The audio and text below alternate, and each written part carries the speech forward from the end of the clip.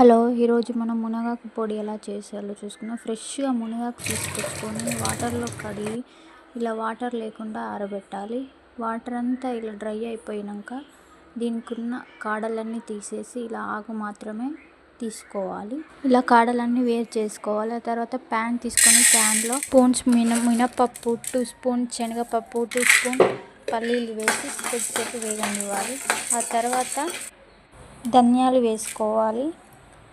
ఆ తర్వాత 2 స్పూన్ జీలకర్ర, అలాగే ఎండిమిర్చి వేసుకోవాలి. ఆ తర్వాత కొద్దిసేపు వేగనివ్వాలి. ఆ తర్వాత వెల్లుల్లి రెబ్బలు వేసుకొని కొద్దిసేపు వేగనిచ్చిన తర్వాత ప్లేట్లో తీసుకోవాలి. అలాగే ఇప్పుడు మన ఆ ప్యాన్లోనే మునగాకును తీసుకొని కొద్దిసేపు దాన్ని వేగనివ్వాలి.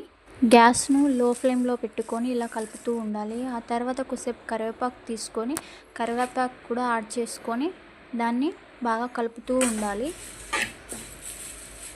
బాగా వేగినాక గ్యాస్ ఆఫ్ చేసుకొని మనం రెడీ చేసుకున్న పప్పులన్నీ మిక్సీ పట్టుకోవాలి. ఇలా మిక్సీలో వేసేసి మిక్సీ పట్టుకోవాలి. పప్పుల పొడి మాత్రం రెడీ అయిపోయింది. ఈ పొడిలోనే ఇందాక మనం వేంపు పెట్టుకున్న మునగాకు, కరివేపాకు పొడిని కూడా యాడ్ చేసుకొని తగినంత సాల్ట్ వేసుకోవాలి.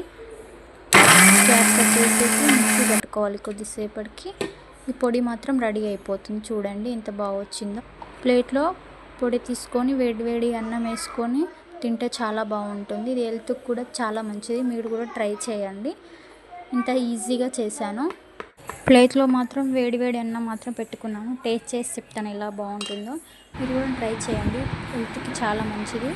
మీకు కావాలనుకుంటే దీంట్లో నెయ్యి కానీ నూనె కానీ కలుపుకొని తింటే చాలా బాగుంటుంది. ఈ పొడిని మీరు 10 days దాకా కూడా స్టోర్ చేసుకోవచ్చు. చాలా బాగుంటుంది. ట్రై చేయండి. నా వీడియో నచ్చినట్లయితే లైక్ చేయండి, సబ్స్క్రైబ్ చేయండి. ఉంటున్నా, బాయ్.